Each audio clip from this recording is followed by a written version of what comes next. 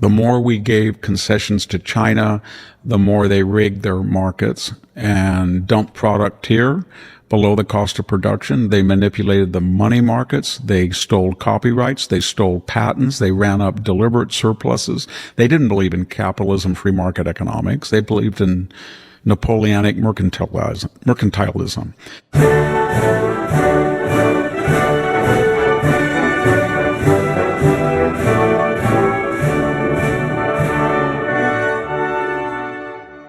Hello, and welcome to the Victor Davis Hanson Show. This is our Saturday edition where we do something a little bit different in the middle segment. And today, Victor is going to be talking about the Great Depression. And I think that kind of works well with the top news stories, which are over Donald Trump's Liberation Day speech. And then, of course, the topic of that, which are tariffs. And we'll get to that after these messages.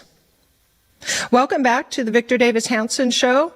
Victor is the Martin and Neely Anderson Senior Fellow in Military History and Classics at the Hoover Institution and the Wayne and Marcia Buskey Distinguished Fellow in History at Hillsdale College. Please come join him at his website, The Blade of Perseus. The web address is victorhanson.com, and we'd love to see everybody there. There's lots of things to read, and I think that you will enjoy the website, especially if you like Victor's work. So, Victor, Donald Trump, we had our Friday news roundup when we had Donald Trump was just giving his speech, so we haven't had a time to talk about the Liberation Day speech, which seemed to be centered around tariffs and the process of the United States giving what Donald Trump called kind reciprocity for tariffs that are generous reciprocity. Yes, and we've had some reaction in the meantime to that Liberation Day speech, which is the Dow or the stock markets seem to have responded by dropping a little bit. 1,600 points today on a Thursday, in which we're doing it. Europe and China have sent out the signal that they are going to retaliate possibly. So this looks like it's going to turn into a very big part of Donald Trump's administration. I was wondering your thoughts on this. I have some questions about this. Number one, if tariffs are so bad, then why isn't the economy of China, Vietnam, India, and Europe crashing? Because they have tariffs up to 200, 300 in some aspects like Canada, but 20, 30%. So why aren't they having a discussion in China or Europe? This is bad. This is like the Smoot-Hartley Act, or we can't do this. Classical libertarian economics say tariffs are terrible, Europe. Why aren't they having that internal discussion? But they're not. Apparently they think tariffs are very good. It's only our tariffs that are bad. That's the first thing. The second is they keep saying Great Depression, Great Depression, Great Depression, Depression, Depression, Depression. You're going to cause a depression. Well, we're going to talk about the Great Depression. But my former colleague, deceased, but a brilliant man, Milton Friedman, pointed out in print and in lectures, I must have heard him say this 4 or 5 times in person, that tariffs they were a minor factor in the Great Depression. Most of it was monetary policy, too few dollars. There wasn't enough money, and people were hoarding money, etc. But his other point was it was wild speculation in Wall Street. So my point is that the more Wall Street lectures us about depressions and tariffs cause depression, I want to say to them, no, you did. You caused depressions because you had wild stock swings. Does anybody believe some of these stocks that are being offered to the public are actually worth that? If you look at the actual earnings of companies and you look at their stock valuation, they're way off. So they are just headed toward a reconciliation, a reckoning. It's not the tariffs that are going to cause it, and it didn't cause it in the Great Depression. The other thing is, what I don't understand, maybe you can answer the question, Sammy. It's simply this. Why is the world not angry at the people who started the tariffs and have asymmetrical, but they're angry at the target that is finally replying? I do have an answer for that. The United States is the strongest country in the world and expected to be paternal to the rest of the nations. Okay, so we're going to be a patsy for long because we think it's 1947 forever, and we're right after World War II, flush with cash, and we're a colossus striding the entire world, and that's in perpetuity? No. The other thing is that I don't understand is the word tariff even appropriate? So I'll give you an example. If Europe has a 10%, 8% tariff on cars, and we say we're going to do the same thing, is it a tariff, or is it just, are we just doing what you do? What I'm getting at is tariffs classically as defined, and we're going back to the Smoot-Hartley Act, they were 40 and 50%, and they were unilaterally on the United States to protect industry after the 1930, after the stock market crash. These aren't unilateral, preemptive, provocative tariff. They are a reaction, and they're reciprocal. So I don't even know what they're saying. It's like we're on autopilot. We just say, we don't believe in tariffs, but all we're going to do is whatever tariffs you have, it's going to mirror image you. So it's your tariff. So Canada, if you have a 258% tariff on American butter, it's autopilot. We'll do the same to you. And if you don't, we won't. But we're going to be completely on autopilot, reactive. And that's pretty much what we are doing. I don't even think tariff is the right word for it. And the other thing is, they keep talking about the Hartley Act in 1930, but if you look at those tariffs, like I just said, they were astronomical. They weren't 10%. They weren't even 25. They were 40 and 50%. And this is a whole different world right now. I'm more worried about the stock market being overvalued and a whole generation of young people between the two coasts that are not getting married, they're not having children, they can't buy a home, they have not had a rise in real wages. And from 2005 to 2017, until Trump came in, there was no rise in middle wage adjusted for inflation. What good does it do to dump all this stuff, free trade stuff, from China and Vietnam, for example, and Mexico in the United States, and say it keeps consumer prices down if wages haven't risen commiserately? So we don't get any break by cheaper prices if the wages are flat. And I don't mean California artificially raising the minimum wage and driving everybody out. I'm talking about free market economics. And wages have not gone up, and they haven't gone up because people are outsourcing and offshoring. So there are cultural, economic, and social considerations. There's a reason why we're losing not just the cartels' machinations, but there's a reason why a person takes a drug. There's a reason why the suicide rate is at record levels. There's a reason why males of the working classes between 18 and 30 are completely a lost generation. And it's because they don't get up in the morning and think, I'm going to build a plant. I'm going to build a natural gas generator. I'm going to and I'm going to get an adequate wage, and I can buy a house. That's been gone. So this is a class thing.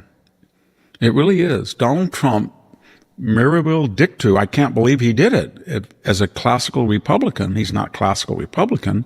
But what Donald Trump did was he said, this Republican is going to choose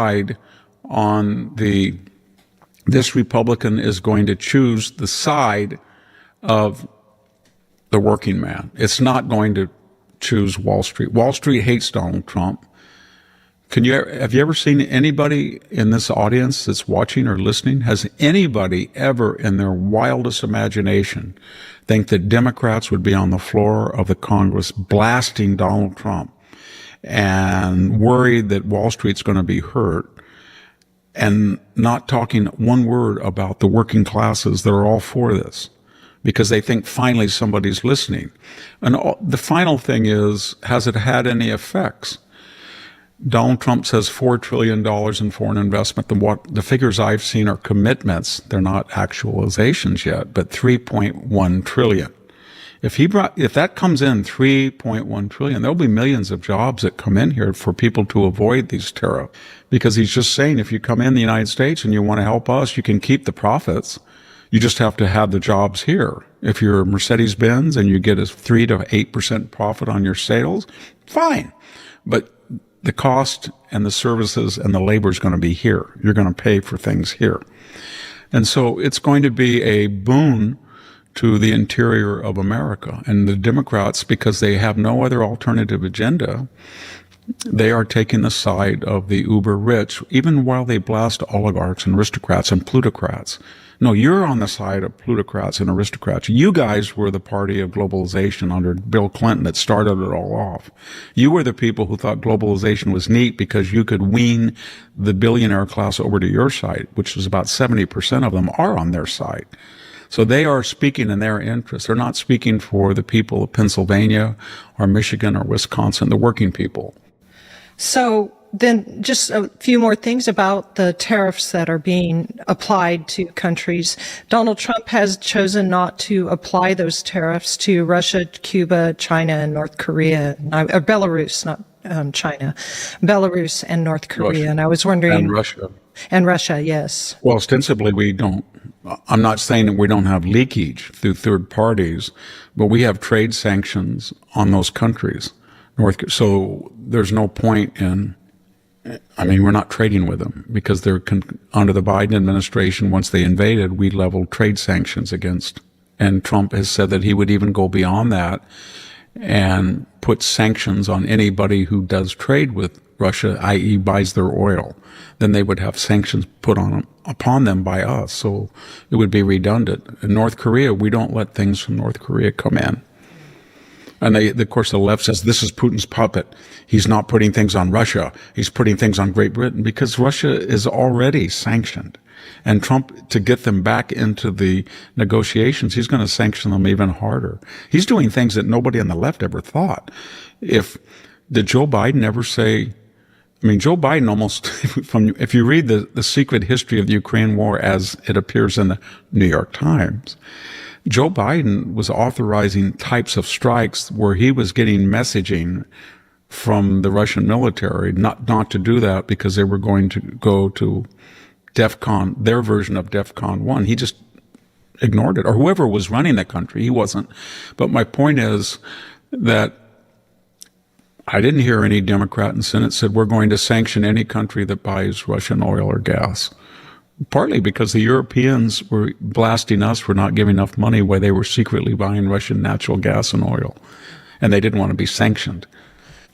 So, Victor, I was wondering if you thought that there would be special impact on farmers or how is this going to impact farmers? Are they for or against these tariffs?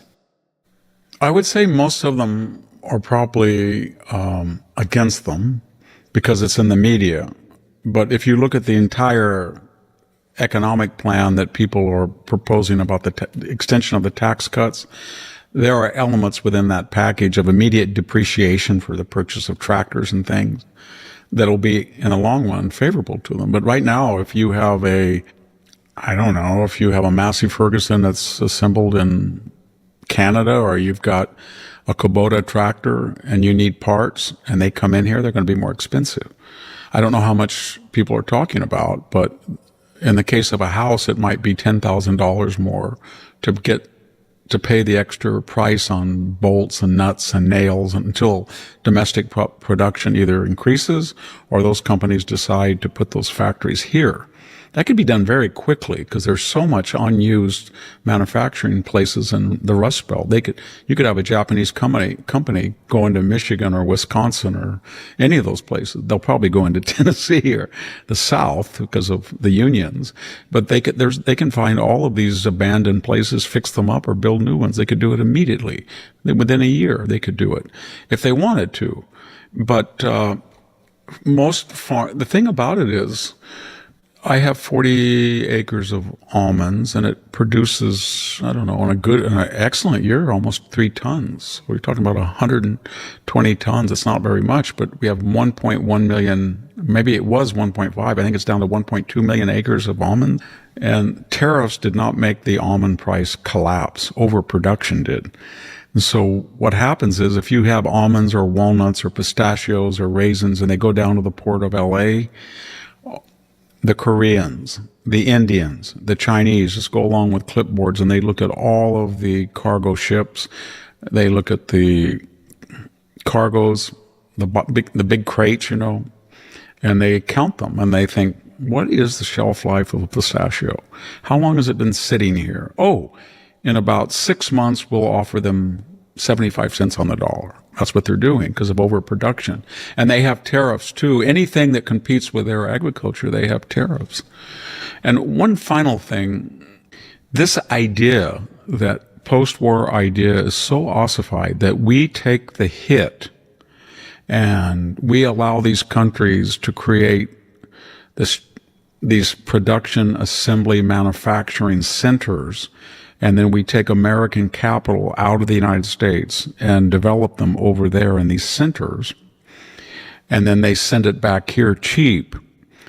And this process then is going to make these countries like Vietnam more affluent, or China more affluent.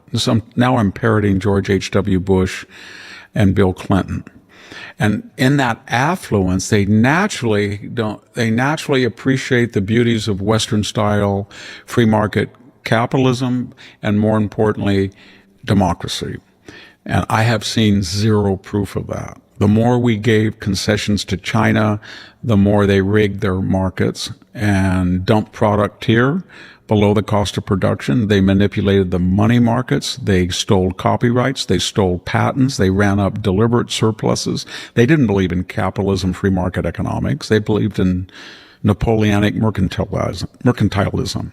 And did they ever liberalize? Oh, Tiananmen Square was because, I remember this, Tiananmen Square, that was because of the new affluent growing awareness. No, it just made the Chinese, all globalization did to the Chinese is make its military almost the equal of ours. And Vietnam is still run by communists. I haven't seen any of that. You think Mexico all of a sudden, they've got a $177 billion surplus and there's no cartels, there's no corrupt judges? No.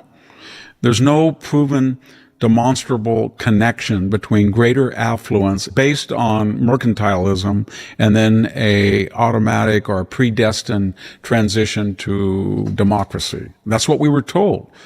You guys out there in Pennsylvania, Wisconsin, Michigan, we're going to have to put you up on the altar of globalism. And you can just go to 7-Eleven and be a clerk, or work on the internet, in sales or something, because your jobs were overpriced. You were getting too much, so we outsourced. And now everything's more efficient because capital always goes to the most efficient thing. But the people who say that are never the victims of their own ideology. It's always somebody else in the Midwest or the San Joaquin Valley. And I saw that as a farmer. I saw raisins go $1,420 to $440 in 12 months. And I was a smart blank AS kid with an irrelevant PhD in classical languages, farming on a massive Ferguson. And everybody around me, my Mexican-American friends, would say, Victor, where did you get a PhD? Are you a better pruner than I am? I can prune 200 vines. I don't think you can do that. What did they teach you over there at Stanford? That's what they would say to me. And I said, you got a point. And they say, who is the fool, you or me? And I said, I am. But the point is, I went up, I think I mentioned that, I went up to the Raisin Administrative Committee, and we had this economist come out, and he was going to lecture us all about how wonderful it is that the free market was going to. And I said, Greece and Turkey are now in the EU, and they're dumping product below. They're getting about, you're a baker, and you want to pay $1,400 for American ton of raisins, or you want to pay $800. But they had actually, the real costs were triple ours because of their regulated economies, but the EU was subsidizing it, so they were dumped here. And I said to them, they have no defense. We're paying for their NATO budget big time in the 80s. And I said, we just bombed Libya, Gaddafi. And you know what? All of these people that are dumping, these EU countries that are dumping product here through subsidies below the cost of production to ruin our industry, they wouldn't let American planes fly over Europe from England. They had to go around the European they were siding with Gaddafi, while we were protecting them from Russia. So we're paying their defense, they're subsidizing product, and this guy says to me, as I said earlier, and you know what's so weird? I heard it on the radio and driving today and on television. I try to listen to all these different stations. They get these free market people. Now they're Democrats, but they usually are Republicans and they always say that it's going to hurt the consumer because you're going to get cheaper prices. And we're going to get lackadaisical domestic suppliers because they think that they can just raise prices. They're not going to be competitive. And, we talk about China and Vietnam and Europe, but, this is not sustainable for their countries to have protectionism because they're not facing market realities. The buffets, the winds, the tornadoes of the market. We are. So we're flexible. How'd that work out the last 50 years? Go tell that somebody who was a boiler maker or a steel worker and tell him that he was lazy or that he's better off at $7 an hour or $10 an hour. I'm so sick of that. It's a class thing. And I have this unique or unfortunate experience of being in the Bay Area and on the Stanford campus, listening to this and then coming back to southwestern Fresno County and seeing the reality of stark poverty and no jobs that pay well, except for government. State of California, $57 billion in debt, but it's still, printing money. I can't print money, borrowing money for everything, Medicaid, everything. Yeah. Victor, before we go to a break and then to your middle segment on the Great Depression, the last question I had was, did you notice I was skimming over the tariffs to be applied in all the countries and their tariffs, and it seemed to me that the countries that had the highest tariffs against the United States, and you kind of touched on this, were Cambodia, Laos, Vietnam. And somebody could argue, well, they're communist states, of course, but then Taiwan as well, which is not. And it's all these Asian states. And there are some that were not Asian, but it's predominantly with the highest ones, those Asian states. And I know that they would make their logic was simply when they started, infant they're industry. not all communist. Yeah. Thailand, but Taiwan's not communist. Taiwan, but their attitude, what was their model? Their model was China, and their attitude was this. Well, if China is a belligerent to the United States and a rival, and the United States doesn't trust it, and China gets away with 10, 20, 30% tariffs on certain things, then why wouldn't our friends or neutrals like us get the same break? See, that's what people don't understand. Once you start to do it, and you work at a disadvantage, and some of the people that you're working at a disadvantage of are your hostiles or belligerents or enemy or opposition, then your friends say, well, why would you treat your enemy better than us? So we're going to do it too. So they got on. And then the second thing was, when we started to have frostier relations, some people started to relocate to Southeast Asia for cheaper wages. And they thought, wow, this is really good. We've got a lot of money coming in. Maybe we'll put barriers because we're kind of insulated now. First of all, the United States doesn't believe in retaliatory tariffs. And number two, we've got all this foreign investment coming in. So we can afford to be a little bit protectionist of our, small scale industries, agriculture, because they're not going to retaliate against us. And we've got all this infusion for relocation from China and assembly. Same thing with Mexico. So I just don't understand the logic. This is why I'm so confused. The world is angry at the people who say no mas. And all you have to, and Carolyn Levitt's been very good at that. I don't know if the press secretary, I really like her. She just kept saying reciprocity, reciprocity, reciprocity. With her little chart, she puts them up, and why are you mad at us? We're just doing what you do. And, even the only country that I'm ambiguous about somewhat is Australia. I did last night Sky News of Australia. I love Australia. That's the Pew polls show that of all countries in the world, we have the fondest favorability, most favorable feelings, reverence for Australia. Okay, they run a $16 billion deficit with us. And so why did we have a tariff on them? Because one of their biggest industries, of course, is beef. And in 2003, there was a case of mad cow disease from a Canadian imported cow. And so they went, and I don't blame them, they went ballistic. So they said no more beef. But then Donald Trump said, if you look at the Chinese and if you look at the Europeans and if you look at everybody, they go into little weird things like, you can't have a chicken in a cage this size, or this environmental can't leave this much carbon footprint, or you can't have, you might have a swine flu or a bird flu outbreak, and they find little things like that. You think that 345 million Americans that eat meat all the time are going to get mad cow disease? No. But Australia used that. And so for the next 22 years, they haven't allowed our beef to go in at all. So Trump said the other day, I like Australia, but they're using an archaic, calcified idea as an excuse to keep out competition from American beef.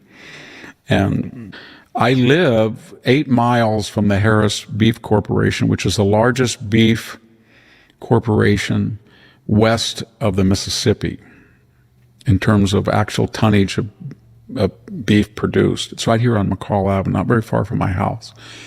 John Harris sold it about 4 years ago to a local company. But if you talk to the people who ran it, I won't mention their names, they're wonderful people, and John Harris is probably, he's known as a cattle baron, agribusiness person, but he's known foremost as a man of integrity.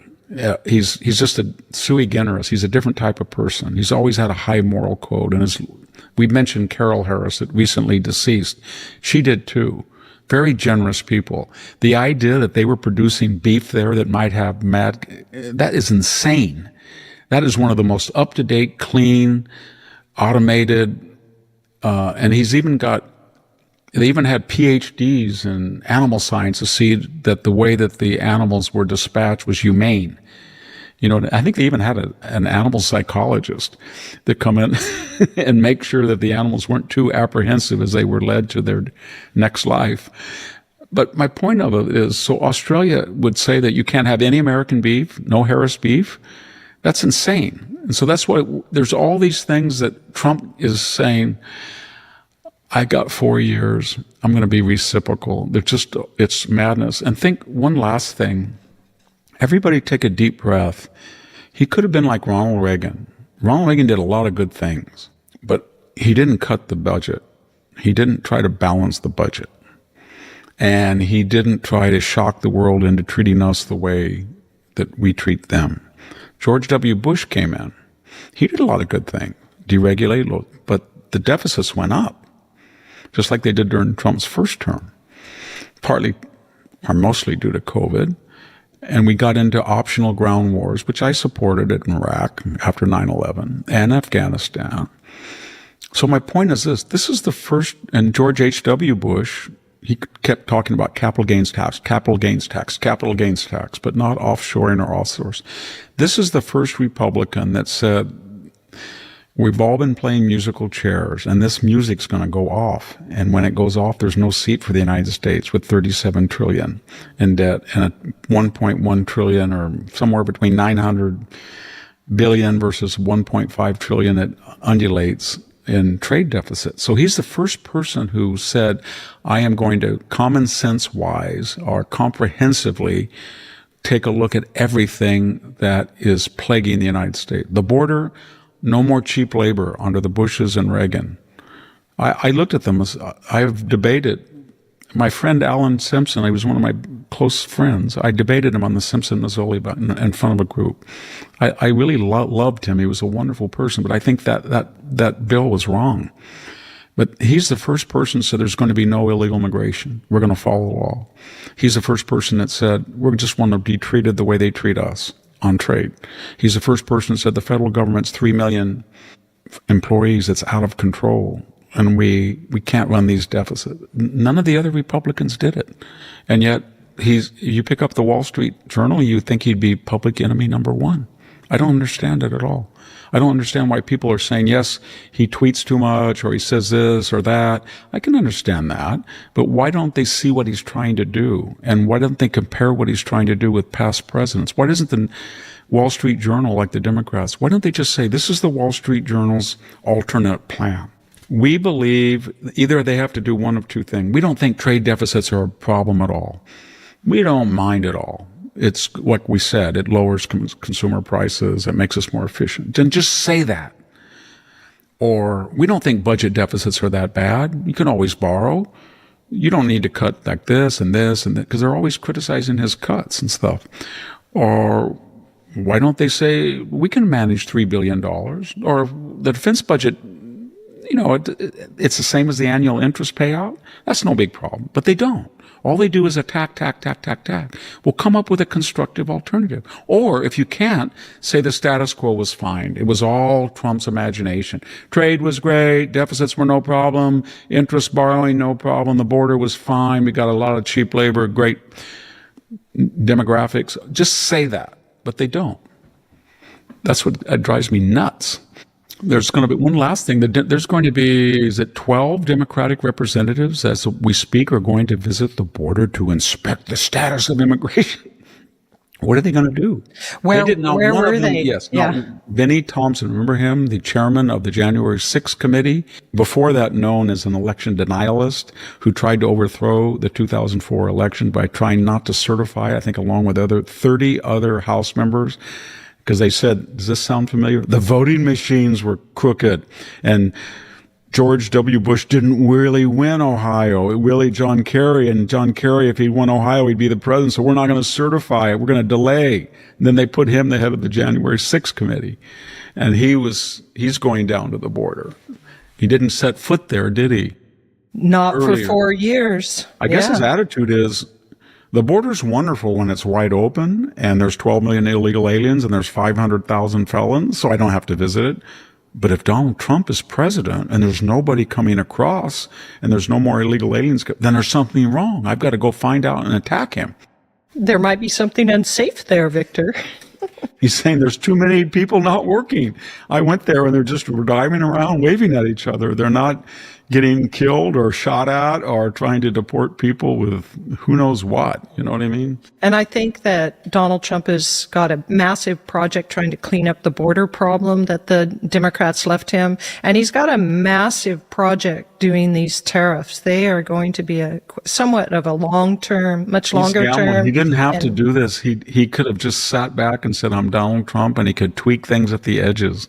He could have, like he did the first term, he could have done some good things, good GDP, low inflation, deregulated, cut taxes, tried to jawbone the Cultural Revolution. Instead, he said, woke, ESG, DEI, I'm going to have a counter-revolution, cultural, social, economic, political, military, diplomatic. And that's what he's doing.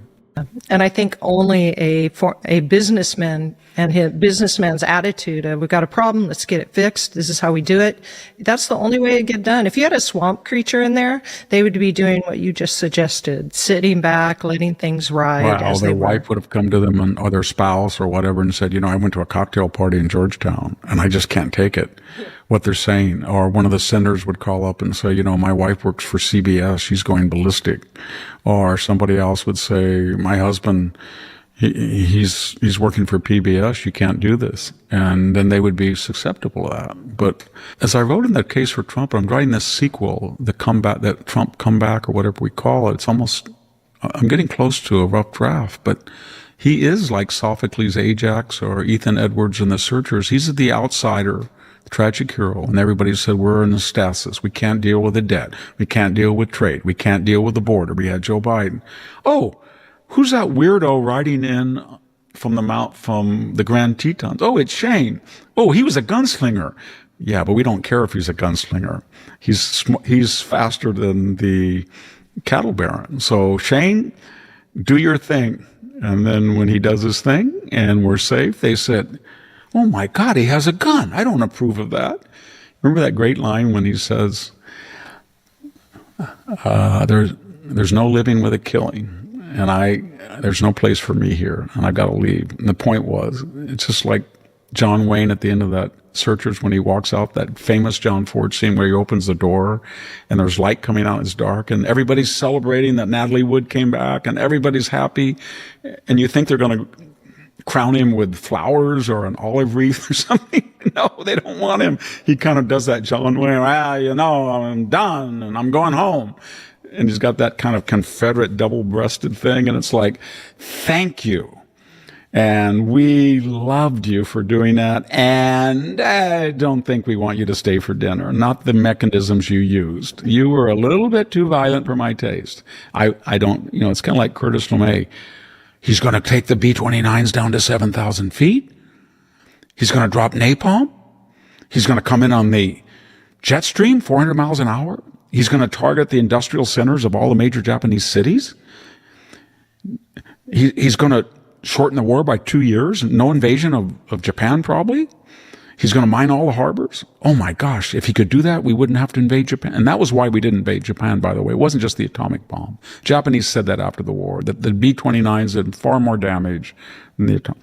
So then, after it's over, peace. Oh my God. We invented napalm at Harvard University. And that Curtis LeMay guy did it. He dropped napalm. He dropped 11 million leaflets. That wasn't enough. And then we started trashing him, and he pops up in Doctor Strangelove, as a composite character of these nefarious, odious generals, and then we make fun of him, and then he dies. And it's like, but when you're in an existential war and you don't know how to use the B-29, and it's a bigger loss than the Manhattan Project, $2 billion down the drain. And General Hansel was a nice guy, really nice guy, and he's flying at 30,000 feet, and they're missing the target, and the bombs the engines are burning out. And then I think you need Shane. You need Shane or John Wayne, and that's what we do. Same thing with George Patton. Oh my God, he slapped a soldier. Yeah, he slapped a soldier after he saved North Africa and he won the Sicilian campaign. And then they put him back in and, we need him. Where is he? Well, we isolated him for a year because he slapped 2 soldiers. Well, bring him back. We were stuck at D-Day. We can't get out of the bocage. Pew! He's on the way to the Rhine. And then after the war, it's, oh my gosh, he said that one day we might have to fight the Russians. Oh my gosh, he said that we fought to liberate Eastern Europe in 1941 from the Nazis, and now it's controlled by the people just as bad. Those are our allies, our friends, the Ruskies. I know what we'll do. We'll relieve him of command, and then we'll say he's a nut. And that's what they did. Same thing with General Sherman. Sad tales, Victor. It is. It's the tragic hero. It's all. That was the brilliance of the 7 plays of Sophocles. Read them: Philoctetes, Ajax, Antigone. It's some brilliant person that comes out of nowhere to be the moral problem solver. And then as the problems get solved, the people who are the beneficiaries think, "Wow, that was amazing," but now we don't need them. And now I hate myself for calling in such extremist. And that's how it works. Well, Victor, we have to go to a break and then come back to talk a little bit about the Great Depression. So stay with us, everyone, and we'll be right back for the Great Depression. Welcome back to the Victor Davis Hanson Show. So, Victor, you can find Victor at X. His handle is at VD Hanson, and on Facebook at Hanson's Morning Cup. And we've started video production of these podcasts, which can be found on YouTube, Rumble, and Spotify. So whatever your outlet is, come join us there. So, Victor, the Great Depression, perfect week for it since Donald Trump rolled out all his tariffs. So I'm looking forward to your assessment of the insignificance of the Great Depression to our history. So go ahead. It's still debated. The Great Depression was that period, everybody, from Black Tuesday, the collapse of the American stock market in 1929, all the way through 1939, where you finally had steady increase in GDP and lower unemployment. It really didn't happen, though, until 1941. And you should remember that we had about 18% unemployment with the second mini depression of 1938 and 39. So the question is, why did this booming economy in the post-World War I era, the Roaring Twenties that we call it, why did it suddenly collapse? It's very interesting. It's relevant now because we're talking about tariffs, and there was a huge tariff, the Smoot-Hartley Act of 1930. But we noticed something. The stock market collapsed in 1929, not 1930, and that didn't get really going to 1931. As I said earlier to Sammy, Milton Friedman never thought, as most economists don't think, that the tariffs were the main contribution. So what caused this panic?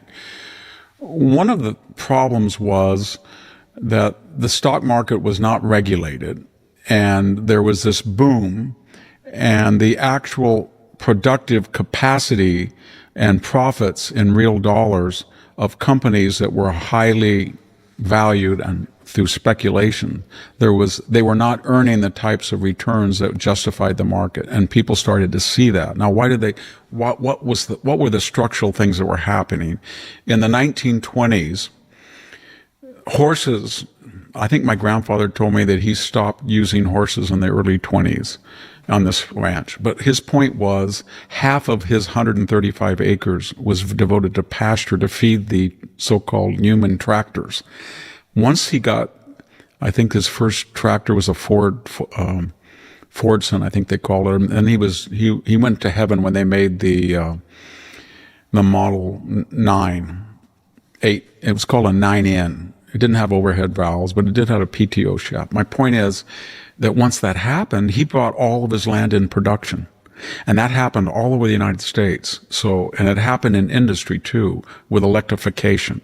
So when you started to get mass electrification in the 20s, at the end of World War I, you started to get enormous increases in assembly line production, and you started to get enormous increases in food production, because you almost got a 40% increase in arable land, because it wasn't being used to create the power to cultivate. That was now replaced by the internal combustion engine. So you were creating a lot of product. At the same time, there was this Ponzi scheme where the Versailles Treaty said that Germans had to pay reparations. The Weimar government was under pressure, so it was almost the equivalent of about $500 billion today, and they were supposed to be paid in gold, or at least marks that were backed by sufficient gold reserves. And they quickly started to inflate the currencies to pay back France and Britain, but primarily France. So the German economy then suffered hyperinflation and started to tank. The Allies, who had borrowed billions of dollars from us in 1914, 1915, 1916, were not able to pay us back. So what we did, partly rectified and exacerbated under the Dawes Plan, we started loaning massive billions of dollars of outflows to Germany, so Germany could pay France and Britain, so they could pay us back our reparations. And what we were doing is we were putting investment into the German economy that wasn't creating goods and services or new factories or new jobs. And we were doing the same thing. They were paying Britain reparations, and they were not really using that to rectify the losses they had or convert their factories into productive piece. They were paying us. So this money was coming in, and the stock market was going crazy. And they looked at increased, wouldn't you want to have a booming stock market and start speculating when all of a sudden there's billions of dollars coming in on borrowed money from the French and the British to pay us what they had borrowed at the early years? And then all of a sudden you look at agriculture and manufacturing, and they're producing all this goods and services. And once the stock market started to collapse, and big time, and then people's banks started to fail, people started to hoard money. 1 out of every 5 banks failed. And so they took money out of circulation. And then people, at the moment they had this enormous productive increase in the 20s, there was no purchasing power, because everybody was freaked out. They started taking their money out of the bank. The stocks were wiped out because of the dramatic thing. The British couldn't pay us back. The French couldn't pay us back. And it was a monetary problem. So, and we were on the gold standard. And the gold standard's fine if you're in prosperity. But when you have no money, you need to increase the supply of money. And that was contrary to classical economics. Keynes was right for a brief period, that you needed to increase the money supply, because there was billions of US dollars that were in people's socks under their mattress. They were just terrified to spend it because they didn't know if they'd have a job, and they didn't want to put it in the stock market, and they didn't trust the bank. So what do? You take it out of circulation and you pile it. Not that they hadn't that much money. And then the debts were called in. The more the debts were called in, the more you took people 25% unemployment. It was just a circular. And then in 1933, after the third year of this, getting into the fourth, we get the New Deal. And what did the New Deal do? It started to regulate the economy. And it's the National Recovery Act, which was declared unconstitutional, the Agricultural Adjustment Act. They started to make work. Civilian, some of it was good, but it wasn't market-based. The government is not as wise as the market. And they started restricting profit-making and controlling the economy. At this time, by 1935 and 6, we had some increases in GDP, but when you look at the other countries, and this is the irony about it, the totalitarian, fascist, horrific countries like Japan, like Germany, like Italy were command economies. And one of the things and remember, they had the word socialism, national socialism. Italian fascism was a socialist concept. Same thing with the Japanese militarists. So what they started to do were massive public works program, trains, train stations, public buildings in Germany and Italy, autobahns. And then Japan started building huge port facilities, and they started to rearm. And they started to expand their market economies by expanding their monetary base. And it had to be paid back, but for that period, it was stimulus. We didn't do that. And that cycle of too much production, too little money in circulation, 25%, it just kept going and going. And no matter what Roosevelt did, he made it worse because he kept trying to control the natural yin and yang of the market, which would have adjusted. And so by 1938, we had about 17% unemployment, 18%. I think in some states it was up to 20%. And then he said something quite unique. He said, we're going to have Dr. War and not Dr. New Deal get us out of this. So then we went up, suddenly printed money up to 123%, 130%, bigger than now, 140% of GDP. So a country that could not afford an army the size of Portugal in 4 years was equipping people, 12.2 million people in uniform. And when they went overseas, people could not believe it. The Australians or the British would say, oh my gosh, those Americans have the most beautiful uniforms. They have chocolate bars. They have Lucky Strikes. They have Camel cigarettes. They have condoms. They have everything. And we don't have anything. So it was a massive, and then everybody said when the war was over, the music would cut out and we'd be back in the Depression. It didn't happen because we kept expanding production and we changed over from war production and then the Cold War, and we stayed in them.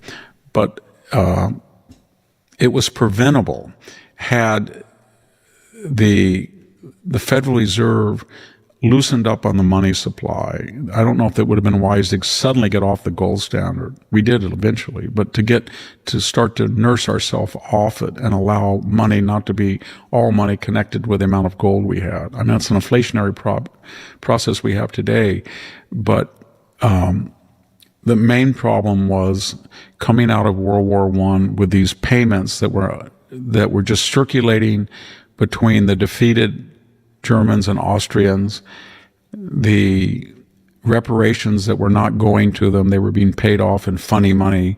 And then our desire, I think Coolidge said they hired the money, didn't they? Meaning France and especially France, but also Britain, especially Britain, and also had to pay us back. But nobody was using that money to invest, is what I'm saying. So, and that fueled the stock market price. And then the stock market looked at things and they looked at, oh my gosh, look at cotton now. We went from a half a bale an acre to 3 barrels with machinery and nitrogen fertilizers and, oh my gosh, everything.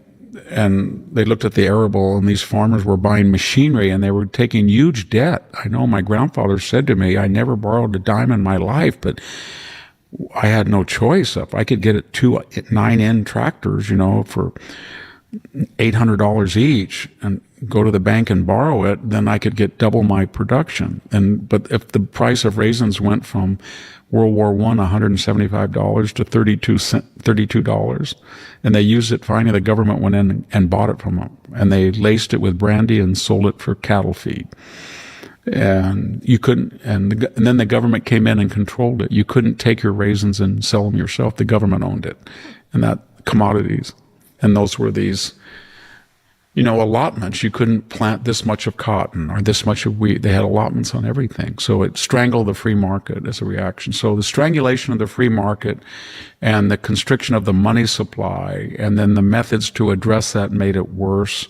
And then the international scene. And it was tragic because one of the results of the Great Depression, besides the ruined lives and people died and starvation and horrible things happened, was the rise of Italy, Japan, and Germany. And they said to us, the democracies, we solved the Great Depression before you did. And we did public works, and we borrowed, and we rearmed. And so in the salons of New York, Mussolini was a cult hero. All these very wealthy New Yorkers said, wow, the Duce, he's got the trains run on time. He's got sophisticated telecommunication stations. He's got air service between cities in Italy. And they looked at Germany and they said, there's not a freeway in the United States like the Autobahn. So they started to not look at what those fascist countries were really like. They just saw that they had somehow survived the Depression and that made us unaware of what they were like and what our rendezvous would be like. And they got ahead of us, way ahead of us, especially Japan.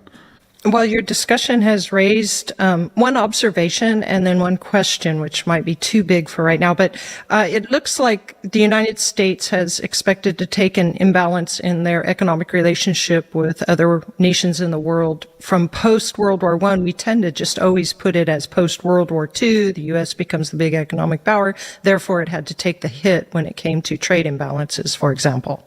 But it seems to me that from the discussion of the Great Depression in the United States, or what you said earlier, the United States has really done that even post World War I. They did. They stepped in with the Dawes Plan, and they said to the Germans, "Stop printing money to pay the Allies, because the Allies can't pay us. So we will loan you money, and then you should invest that money in productive and create real wealth and pay the Allies, and they can pay us." It didn't quite work out that way. But we were trying to intervene and solve these problems. And finally we said, we're so wealthy now with the Roaring Twenties, and we're so sick of World War I. And by 1933 and 4, the mood in America was, hey, we got 117,000 of our kids killed over there. We sent 2 million people over there, and they're at it again. Hitler, Mussolini, now the Japanese. We're sick of them. And that delayed our rearmament. And that was tragic. And the second one is a question. So when you said that government is not as wise as the free market, you sound like a Milton Friedman free market advocate. Yet in our earlier segment, we talked about tariffs, and you're defending Donald Trump's tariffs. Yes, so make sense of that for me. Well, the fallacy, with all due respect, is yours. Apparently, you have to remember the adjectives I used. I said wise, not ethical, or nice. There's an iron law out there. It has nothing to do with us. It's kind of like the political science theory of the iron law of oligarchy. No matter what kind of democracy you create or constitution, there's going to be a select group of people who are more talented or more money or what, and they're going to rise and run the thing. Okay, I don't know if you believe that or not, but there's kind of an iron law. The hidden hand is what they use, and you can't pick. There's millions of variables that make a business succeed or failure. So when Pete Buttigieg thinks he's going to spend $10 billion to make charging stations, he thinks he's smarter than all of these local people who build charging stations. They know the traffic patterns, the type of charging station. He thinks he can just mandate that. Well, he didn't build any. And we just blew that $10 billion.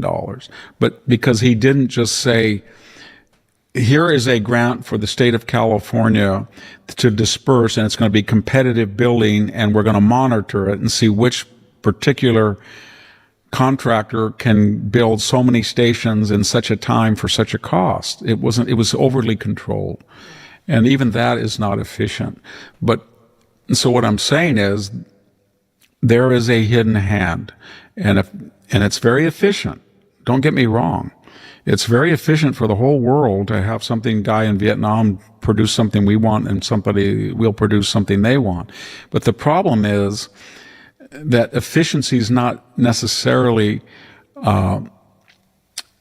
it's not necessarily equated to fairness. I'm not a socialist. I'm just saying that, I'll take an example. We have the 7th highest per capita income in the world, but we've got massive numbers of people that can't buy homes because that per capita reflects the total wealth of the country divided by the number of people in it. But it's not a good indicator of the general welfare of everybody. It's a good indicator of how dynamic the U.S. economy is, as is GDP. But when you have vast numbers of the people, of the population, who can't do certain things in a sophisticated society, like get married at an earlier age, have children, buy a home, not take drugs, not commit crime, all that. Not that you can, that's part of human nature, but you can mitigate that by having affordable housing. And I'll give you an example of what, in 1971, I graduated from this town. And I mentioned this before, but almost everybody in my class did not go to a four-year college. They were electricians, they were insurance salesmen, they were assemblers, they were manufacturers. There was about 10 of those plants in this little tiny town. If I went down the main drag of Reedley, California, there were packing house after packing house after, they're all shut down now. And everybody was working there. And these people were buying homes for $18,000, $20,000, FHA homes, and they were getting married in their 20s. When I came back from graduate school at 25, everybody called me the old man, and you're not married? You're not married and you're 25 years old? And I thought, well, I got a PhD. I don't have any money. What would I do? I can't. But so that was a very healthy thing in that country. And that reflects things about the country on crime, on safety, on tradition, on values. It was a very public spirited time. I can tell you that. And I would make some prognosis. If I was walking in San Francisco, I don't know, in 1955, and I lost my wallet, I would have a much better chance of somebody turning it into police than I would today. I'm sorry, I would. If I was in Selma, California, and I was driving in a parking lot, there would be very little chance that somebody would intentionally try to hit my car and then file a fraudulent insurance claim. Because there was a shame culture, it was a close-knit, people were roughly pretty prosperous. I'm not saying they didn't have cheap Chinese things and the internet and all that. I'm not talking about technology, but it was very different. It was the idea that we're building homes and we're going to build. In 2014, we voted in California 7-5. It was kind of an ossified idea, an old-fashioned idea to build dams and make water like our grandparents did. We authorized $7.5 billion to make 3 big reservoirs. And Gavin Newsom didn't even do it. Nobody would have ever got away with that in the 50s or 60s. Instead, he took the money, he took $250 million of the money and blew up dams. For what? Well, that was this new postmodern, but what I'm getting at is you have to have a moral economy and an efficient capitalist economy, and they're not antithetical. You can channel it. If you restrict it too much like Europe does, and you get socialism and inefficiency. So there's 500 million people in the EU, and they produce about $20 trillion of goods and services per year. That's their GDP. There's 340 million in the United States. We produce about 30 trillion, 33% more than the EU. And we have 60% of the population. And that's because we're far more efficient.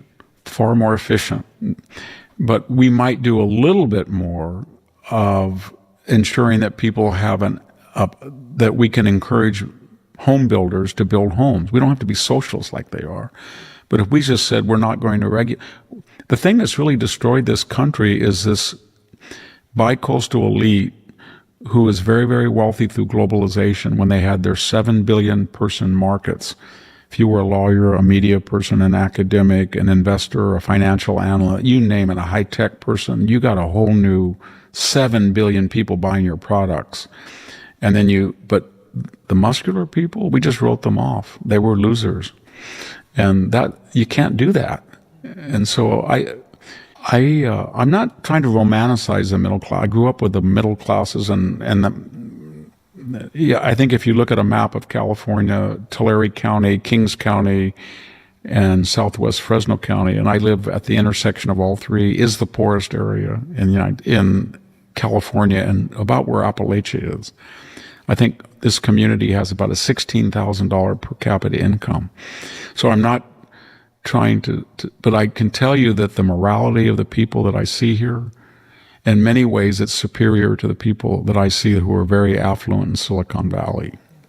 And so you have to try to invest in the working classes, always, the majority. So the government should play a role, but a necessarily smaller role for particular, somewhat moral. It can be moral. a deregulatory war. It can be an incentive capitalist role. It can say to this, if Gavin Newsom said this, any developer who creates 1,000 homes, 2,500 square feet per year, I will waive the requirement that he has to have a solar panel and this, not things that involve the structure. And I will promise you can get a permit in a year and a half. That's it. Or if you could give incentives, or I will not charge, if you build a new, for the first 10 years, you will have a 50% reduction in your property tax. Anything like that, you can work with the market to incentivize it. But they're doing the opposite. They're de-incentivizing the market. They're saying if you build a house, you better take a camera guy and pay him $20,000 to film every aspect of your building, because under our judicial system, some guy is going to sue you and say you missed 3 studs, and then we're going to hold you liable. You know what I'm saying? And so we're so overregulated. And California is a huge state. It's if you look at the population per square mile, it's not, compared to other countries, it's huge.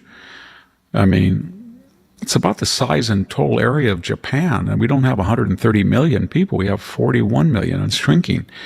So we have a lot of space. We could really create more dams and reservoirs and fix our freeways and get better airports and more housing. And we don't have to build, European style high rises with a little green grass circle around it and everybody gets on the high speed rail to work. We can give people, 5 or 6 homes per acre and give them a backyard and stuff. And the government's role is to play the role of making that an easier process to the extent but not taking over as the capitalists or the you have to have regulations, or otherwise there's a housing tract that was built in the late 50s, early in this town. And if you go look at those houses, and I know people who've lived there, so I've been in them, they have like 1/4 inch glass still. There were no regulations, and they're slums. We called it Splinter Village when I was in high school. Splinter Village. It was kind of fake Frank Lloyd Wright style, and they all collapse. So you have to have regulations, but you have to be reasonable. And the problem is that our regulations are boutique regulations. They come out of the mind of very affluent people on the coast who have everything they need. They're very wealthy, and they think, I like to live to 100 years. I want beautiful air. I want to look out at California as perfectly scenic and pristine. Because they have that laxity to do that. And then they start charging electricity rates and gas rates and taxes that nobody could afford except them. And that's what's destroying the Democratic Party, that it's the party of the professional class and the billionaire class. And they want this idealistic top-down vision, the vision of what Tom Sowell called the vision of the anointed. And it has nothing to do with getting up in the morning in Fowler, California and saying, can I fill my gas tank at 470? I just got back from Michigan when I got this flu a month ago. Gas was 305. We have more gas in California, natural gas and oil, than Michigan does. I just went by, it was 470. There's no reason for that. There's no reason that a guy named Joe Gomez, who's a lineman for the power company, should have to pay 40 cents per kilowatt. It's just ridiculous. Well, Victor, let's take a break, and then we'll come back and talk a little bit about Gavin Newsom and the Democratic Party. Speaking of California. Yeah, speaking of California, I know you went into it, but we'll talk. Welcome back to the Victor Davis Hanson Show. So, Victor, I know that you wanted to say a little bit about Gavin Newsom, who's been in the news in an effort to look like he's moving to the center so that he could potentially run for a presidential race. And also just the Democrats, are they offering any viable agenda? And so I don't know. I mean, he said he was going to have what the edgiest podcast around. He was going to engage people, confront people. So we've had Michael Savage, Savage Nation, had Charlie Hurt. We've had Bill Maher, and we had another conservative too. And it's been going on about 60 days. Has he had any new initiative that says we're going to build a reservoir with a 7.5? No. Has he said we're not going to blow up those 2 dams in Northern California after I did 4 already? No. Has he said I have a plan to raise the $8 billion that I gave to Medi-Cal? Is he canceled the reparations commission that he created? 3 or 4% of the population of California is African American. It was a free state. It never had a slave, and 27% of the population were not born here. And he's creating a reparations when he's $76 billion started the fiscal year in debt? No. As he said, oh my gosh, California has one of the lowest home ownership rates. It's 55%. And the average nationwide is 62%. I've got to start getting an initiative to incentivize developers building. No. As he said, oh my gosh, I've blown $20 billion on high-speed rail, and the 99 doesn't have 6 lanes, 3 in each direction. Nor does the I-5 and federal highway, nor does 101. And people are being killed. And per miles driven, the 101 and the 99 are among the most dangerous places in the United States to drive. I better fix them. I better get 6 lanes before I build 1 more inch of high-speed rail boondoggle. Stonehenge. No. He hasn't done anything. We passed this repeal of the $950 theft. He hasn't even enforced it. They don't enforce it. You can go to San Francisco and walk through and shoplift. They're not going to do anything to you. There's not a new team that's going to indict you, convict you, and put you in jail for grand theft. He hasn't done anything because he just looked around and he said this. This is what he's doing. Okay, 29% Democratic rating, 27% NBC's, CNN says 29, then NBC said 27. Now it's 23%. So then I better talk tough. We have a toxic brand. That's what he said, remember? So then he thought, okay, but I created all this mess, but I'll just reinvent myself, but I won't ever reinvent myself and go back and do things to correct the disasters that I caused. But how are we doing this? Is the party following the lead of Fetterman? No. Oh, it's called street art. AOC and Bernie Sanders, she does her little jiggle-lig but Bernie gets that awful accent and starts, you know what I mean? And then we look at, we can say S-H-I-T if we're senators. We're going to stop this S-H. We're going to do this to Trump. And then we can have the kickbacking. Or we can get Al Green. I can take my cane. You're not going to do that, Donald Trump, and get escorted out. And then we can have Cory Booker. 25 hours.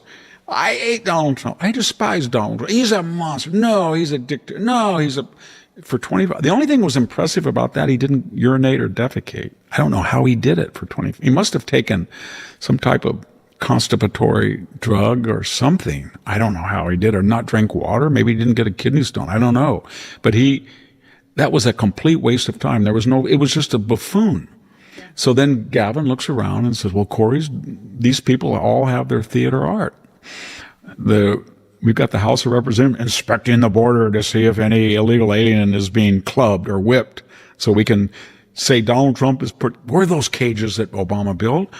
And they say, well, they're empty now. There's no, well, show me a cage. I've got to say that Donald Trump is worse than Auschwitz, like Michael Hayden tweeted, remember? So that's what they're doing, and Gavin feels left out. So now I'm going to have a hard-hitting Joe Rogan type of podcast. No, you're not. And then he's going to do this. Have you watched him? It's really weird, his mannerism. He kind of goes like this. Like this? He has a lot of manners. He has a lot of hand movements when he talks, and movement. In the mountains of Greece, buying a rug for my mother, you know what I mean? A handmade rug up in Andritsina, or maybe a Rakova, and the guy would do this, and point it out like this, very figuratively with their hands. And so dramatic. It tries to add drama to the difference was they were genuine and he's artificial. So it's a joke. And Donald Trump is he's like the proverbial D9 cat. I mean, there's all these obstacles. He's going boom, boom, boom, boom, and they throw them out at him. They throw stuff at him, and boom, boom, boom, boom, boom, boom, boom. And then he adds insult to injury when he doesn't say like this, which I would do and I'd fail because I don't have his political skills. But I'd say, I didn't ask to do this. If I don't do it, who's going to do it? In other words, the tragic sense. He says, it's Liberation Day. It's a day that'll be the most famous day in American history. We're liberating. You're going to love it. You're going to be a little tough, but it's like a showman, and then their heads even explode, what's left of them. And the D9 just go, poof, poof, poof, poof. And he doesn't care. He thinks, well, I'm only here one term. How do I get back at those people for all the things they did to me? Fannie Willis, and I know what I'll do this week. I'll say I'm going to invade Panama. Oh my God, he's a 19th century Teddy. Well, that didn't last long. Maybe I'll say that I'll make Canada the 51st state. Oh my God. How about invading Greenland? I got a better idea. I'm going to run for a third term and violate the Constitution. He's not going to do any of that, but he wants to make them go insane. And that's what they're doing. And you know what? I wouldn't do that. And if I was president right now, the Democrats would probably have a 40%. He's president, he's got them down to 23 because he understands their mentality and what makes them go nuts. And when they go nuts, they show who they are, and they're absolutely blank crazy. And they have no agenda. They have nothing to offer that the American people want. They're like the Wall Street Journal, and they're like the Libertarian. I just want to hear what they want to say. I mean, I was surprised by Rand Paul. I know he's Libertarian, but he voted against Trump on the tariff. So I would just like him, and then I would like Chuck Schumer and Nancy Pelosi to say, look, this is to be fair to Rand Paul, he's good on the budget. But let's just say Nancy and Hakeem Jeffries and all of them, just say, contract for America, debt, 37. Here is how we reduce the debt to 30 over the next decade, then 20, and then in 2050 we're balanced. Here's how we get the deficit from 1.7 down. Besides, and we already have almost 40%. In some states like California, it's over 50%. So the idea you're going to raise taxes to 60 or 70 is not going to be a solution. So then this is where Social Security is not funded. This is our plan. This is our plan to close the border. This is our plan to deal with the 500,000 criminals. They don't do it. You know why? Because their solutions pull 20%. Because they're ideologue revolutionaries. They're Jacobins, French revolutionaries. And they say, you know what? If I say that I'm delighted that we let in 12 million new constituents, yeah, we have a few bad apples. There are always a few bad, just 500,000. There's going to be some people killed, raped, maimed for life, but that's, you make an omelet, you break an egg. That's their attitude.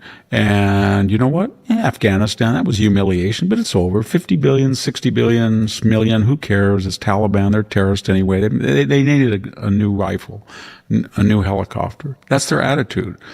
They don't care. And they can't say that. Fracking, I don't want fracking.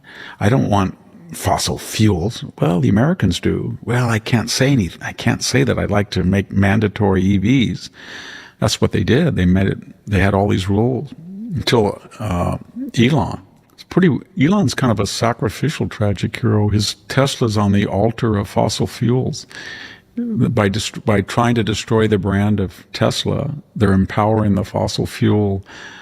Kind of nice. The Ram 1500 truck's going to say, "Oh my God, we got rid of that beautiful Hemi V8 just when it was getting 19 or 20 in it. Let's bring it back because they destroyed Elon and nobody wants a Tesla, so we're all going to buy Hemis, or maybe Tahoe and Suburbans will come back with a V8." I think you're dreaming, Victor. I think that they'd go. The idea is we'll get rid of Tesla and they'll go to the EVs that Ford. They have about 8% of the market. Sure, Nobody wants those things. They're no good. Yeah, they're Tesla the other was a car work companies. of genius. Everything. That's the funny thing.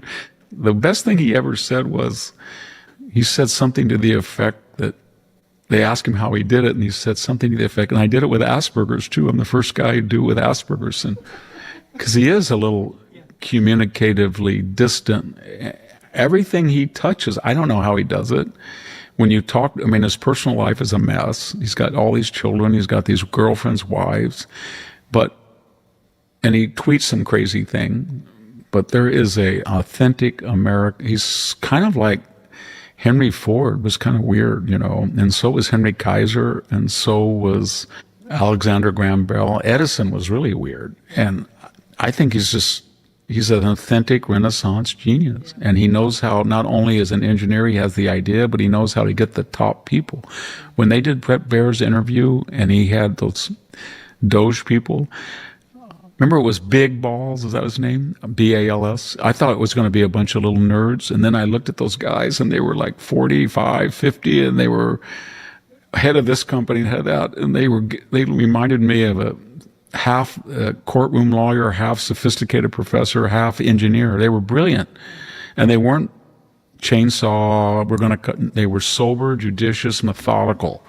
And they gave a brilliant tutorial on what they're doing. I wish that could be published. That's the best thing that Elon ever did. Yeah. It seemed like a room full of mathematical geniuses. They're like, no problem. It's really sad. I mean, people say, well, why would you have any empathy for the richest man in the world? But I do. When I see him talking, and he seems bewildered when he talks about what they're doing to Tesla. It's kind of like they're destroying. I provided, they all love me. They're destroying this product, this brand that they all want. It's the best car of any EV in the world. It has no emissions. You can argue about the power generation and where it comes from, but why are they doing this? Well, they hate you, Elon. Well, why do they hate you? Because you're trying to balance the budget and cutting, and you endorse Satan, Lucifer, the Prince of Darkness, Donald Trump. And they're going to hate you for the rest of your life, no matter what you do. Well, why would they do that? It's so bizarre. They're terrorists. Nobody's arresting them. No, they're in on it. When Jasmine Crockett says we're going to take Elon down, she means it. And then that filters out to the talking points and the 8 to 5 demonstration hours. Somebody is paying them a lot of money, in some cases, a lot, in talking points. But the Democratic Party and the left is behind it all. They're the orchestrators. Just like during the 2020 riots, you always get a fact checker. Have you noticed that? Kamala Harris can say, and these riots are not going to stop, nor should they stop. They're going to keep going. They're going to keep going. They're going to go all the way into Election Day. She didn't say riots, but demonstration. They shouldn't stop. And then you see all the fire in the background, destruction. Then all of the facts, PolitiFact, and all of these fact checkers say context was lacking. She didn't mean this. She was calling for peaceful protest. And then you have Donald Trump. I want everybody to go to the Capitol and assemble patriotically and peacefully. This is a code name for rioting. That's what the fact checkers did. So it's crazy. It's just the way it is. All right, Victor, we're at the end of the show, so I wanted to read a comment from Ashley Kraft, who is responding on your website to your article, What Trump Needs to Do. And I have a feeling, based on what she says, she's responding to the suggestion that he have a compassionate voice. And she says, thank you for your wise comments. President Trump has shown this side of himself before. As I remember the disastrous debate with Biden last summer that ended that campaign, it wasn't just the that Biden's condition was out there for all to see. But many times President Trump looked at him with sympathy, and it worked really well. That being said, one of Trump's greatest assets, in my opinion, is his steady authenticity. If and when he authentically feels like expressing that tragic tone, he will. I like that. Very good letter. I don't know if I would say it was quite sympathy. If you're Biden and you say the following, I say, and then Trump goes like this. Did anybody? I don't know what to say. I can't. Does anybody know what he said? I guess that's sympathetic. The most sympathetic thing, I keep going that I know your listeners are going to get sick, but he said when that couple came up, "You're not ordinary." No, you're not ordinary. And then when the wife, the spouse of the person who said that said, "You took a bullet for us. Thank you." And he said, "I guess I did." Yeah, I did. So I'm writing this book, and one of the things I'm not doing is going to interview him or go. Just want to look at, dispassionately and read everything I can and watch everything, every video. But I've been learning that he's much more complex than his enemies make it out. You know what I mean? Yeah. And he's very affable. And anyway, it's the story's not written. We'll see what's going to happen. He's got 4 years. He's got to get through the midterms, or they're going to impeach him and subpoena everybody. And everybody's going to have to get. That's going to make the Wisconsin race look like child's play. The midterm, and the low propensity voters that have joined the Republicans, they're going to have to get out and vote, and vote and vote. They've got to get out because it's going to be I don't even want to go through it. It's going to be very important for. They're going to change all the vocabulary too about Donald Trump. The classical definition of a recession is 1.5 negative growth for 2 quarters. When Joe Biden had that, remember that? And they said, that's not a recession. That was an archaic system of classification. The reason I'm saying that, I just saw that on a left-wing site said, once we get to 1.5, 2 consecutive quarters, he's doomed us. It'll be a full-fledged recession. And I thought, no, it won't. You've told us that it didn't exist anymore. That was what Biden.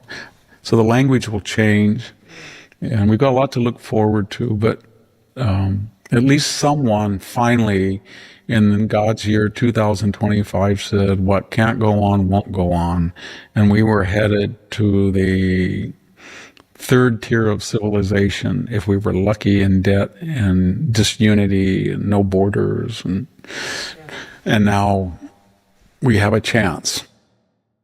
Well, thank you, Victor, for all your wisdom today, and thanks to our reader Ashley Kraft for her comment, and thanks to you, our audience, for choosing to join us this weekend. Thank you, everybody, for watching. Much appreciated, and viewing too. Yeah. This is Sammy Wink and Victor Davis Hanson, and we're signing off.